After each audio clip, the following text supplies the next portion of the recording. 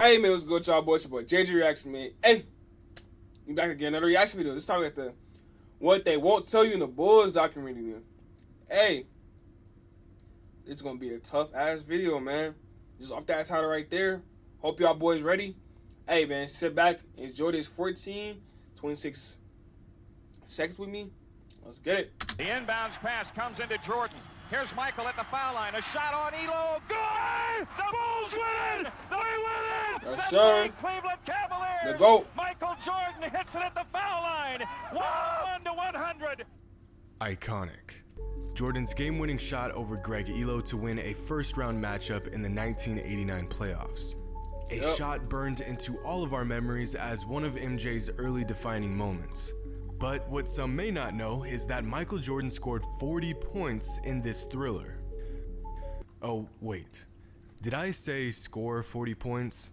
I meant to say averaged 40 points in this series. For 5 straight games, MJ averaged 40 points for an entire playoff series. But again, dominance of this caliber was nothing new to Jordan because in the season prior, he averaged over 45 points a game against the same Cavs team in the first round of the playoffs. I did not know that. In fact, Jordan averaged over 40 points per game for an entire playoff series on 6 separate occasions. But when you consider the fact that Mike averaged that alone right there is fucking insane, bro. I never knew that shit, bro. Wow.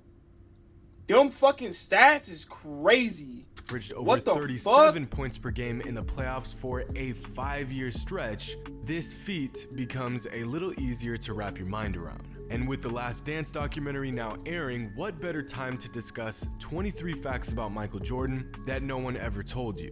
Now, these aren't your typical MJ facts. If you're familiar with my fact videos from the past, you know that I make it my mission to go out of my way to dig up some of the most fascinating, insightful, and oftentimes obscure facts I can find. This video shall be no different. Take the 1993 finals. Let's just ignore the fact that Jordan torched the Suns for 40 a game in the series because the Suns weren't the only ones getting torched. In Game 2 of this series, if you pay close attention, you will notice that MJ is noticeably darker in this game than he usually is. Well, that's because the day before this game, Jordan went out and played 2 rounds of golf in the blistering Phoenix sun. Needless to say, I don't think playing 8 hours of golf in between game days affected his play, since he proceeded to drop 55 points in the following game.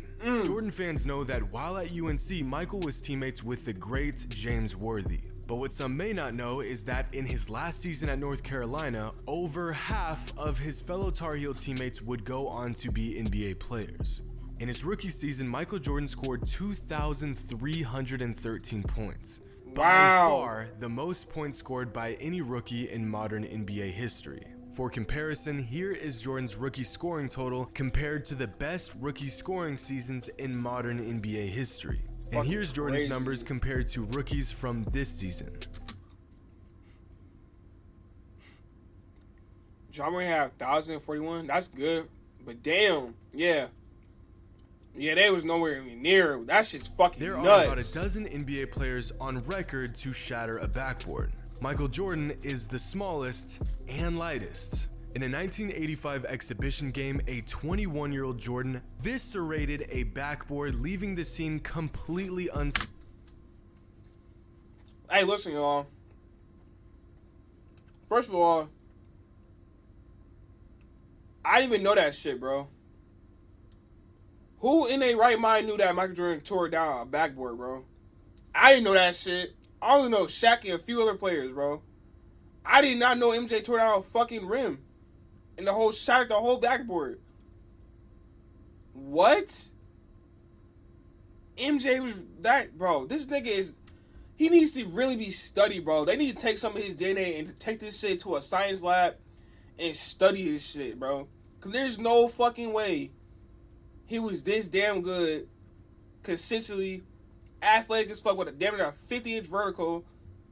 It was just doing the shit he was doing, bro. Like, you need to, Like, you need to go on a lab and test this nigga out, bro. This is crazy. Scathed while showering his opponents Wow. in shards of glass.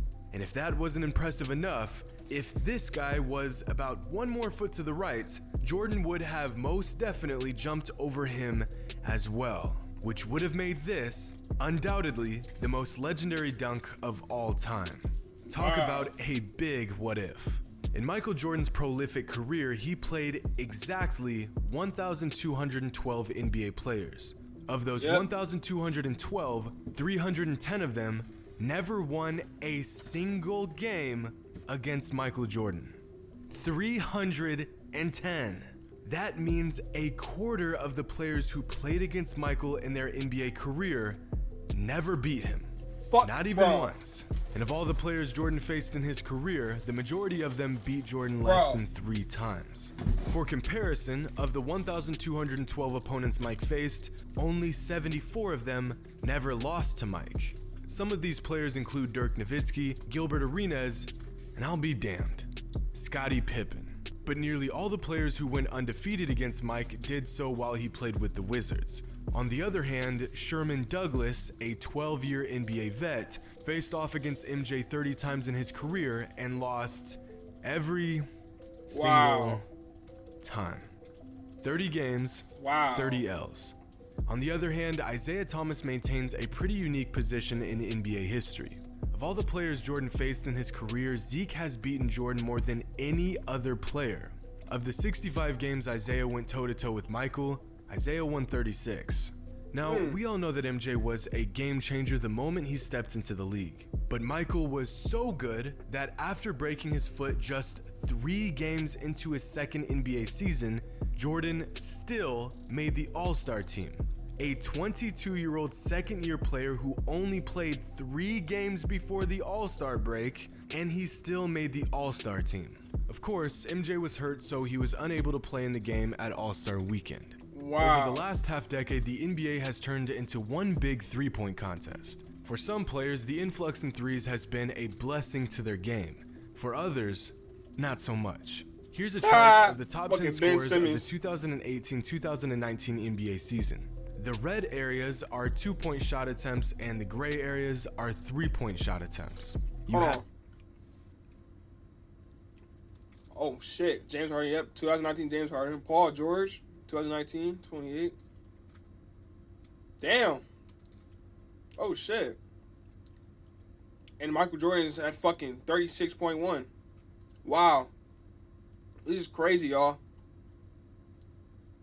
Damn. Hey, this is crazy. This is nuts.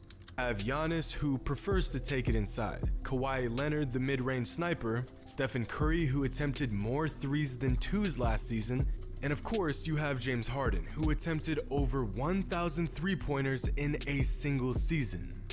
And then there's Michael Jordan, who in the 1987 NBA season averaged over 37 points per game and only shot 66 three-pointers the entire regular season. That's less than a single three-pointer every single game, which means that season only 2% of his shots came from beyond the arc. MJ did not need a 3-ball to drop 40 on a man's head. In the summer of 1995, during the filming of Space Jam, Warner Brothers assembled an entire basketball gym fit with a weight room so Michael Jordan could practice during filming. During these practice sessions, Michael would invite fellow NBA players out to get some runs in.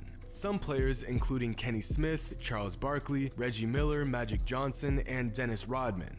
It wasn't until the following season that players said they wished they had never shown up for these runs, since they felt that they had only made MJ even better. Of course, that season Jordan would go on to lead the league in scoring, win league MVP, lead the Bulls to the most wins in a regular season, won a title, and won finals MVP.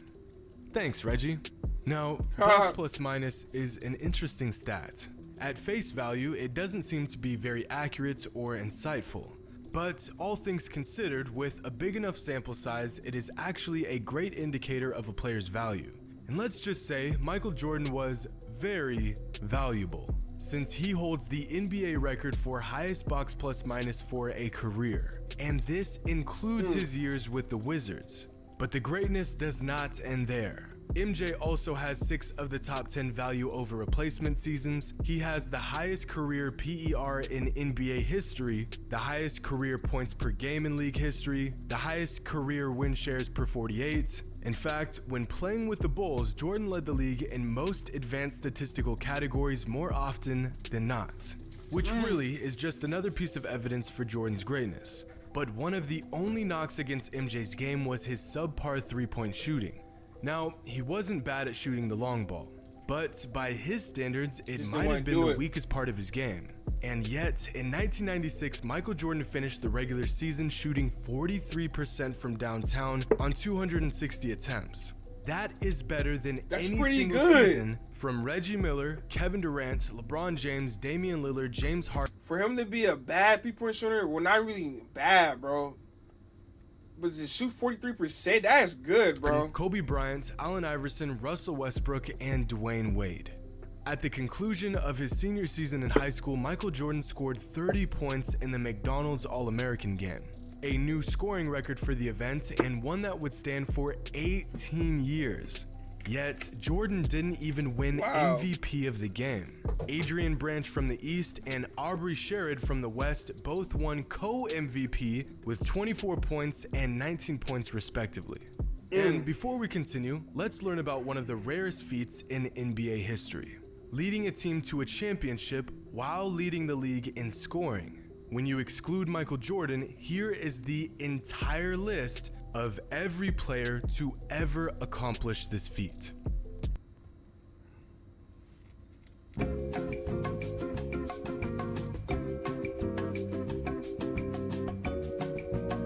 Kareem. Wow. Wow. Shaq. Not even Kobe. Wow. Did you get that? Not a lot of players. Wow. Excluding Jordan, only 4 players in history have ever led the league in scoring and won a championship in the same season. Now I'm gonna show you what this list looks like when you include Michael Jordan. Yeah. Michael Jordan has led the league in scoring and won a title in the same season more than every single player in the history of the NBA combined. And this is what they don't show of MJ, bro. This is why MJ is the fucking GOAT, bro. Cause they don't show shit like this, bro. They don't show shit like this. This is the little shit that matters that makes him the GOAT, bro.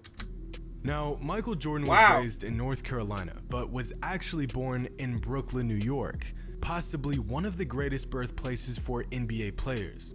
Of all the NBA players born in Brooklyn, 10 have been inducted into the Hall of Fame, 19 became All-Stars, totaling a staggering 26 league championships won. In fact, you could make a formidable team with just Brooklyn-born players. But once Michael's family moved to North Carolina, the rest is history. Like at Laney High School, where Michael Jordan did his best Oscar Robertson impersonation when he averaged a 29-point triple-double as a senior in high school. And I guess you could say MJ was pretty good at getting a bucket in the NBA too, since in his 13 seasons with the Bulls, Michael Jordan won nearly as many scoring titles as every single active NBA player combined. Think about that. All active NBA players have a combined 11 scoring titles.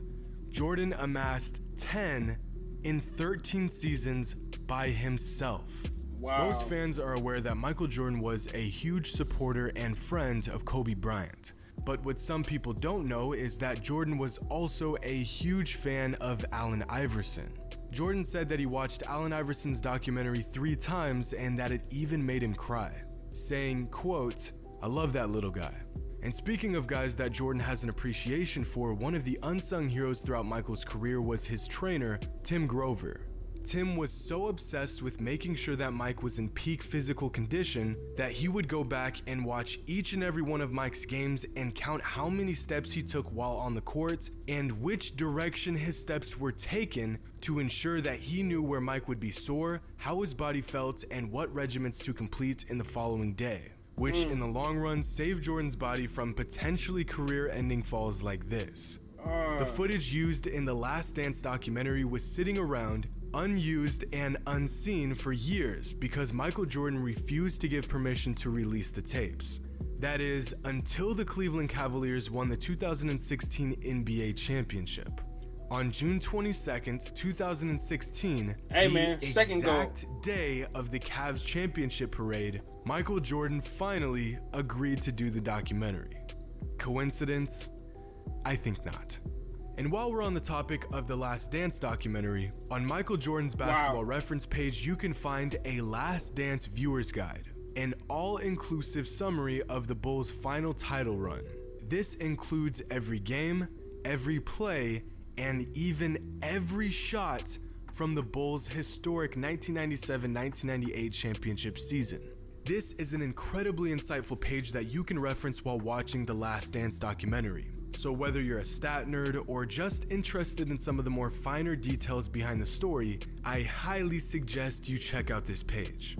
Tune into the Last Dance documentary Sundays on ESPN and ESPN2. Go even further down the deep, illustrious, and strikingly entertaining rabbit hole that is Michael Jordan's career. No, this is not a paid advertisement for the documentary, it's just really, really good. I mean, shoot. If y'all want to throw me some of that ESPN money, I wouldn't be opposed to it, but be sure to subscribe to the channel if you have not already. Hope y'all enjoyed today's video. Let me know which fact is the most surprising or the most interesting to you. And as always, until next time. Hey man, another W banger. Hey, what y'all think about this video, man? Let me know in the comments what y'all think, man. Let me know what y'all want me to react to, man. Hey, like, comment, subscribe, man. For your boy JG. Hey, like I said, man. Hey, we out.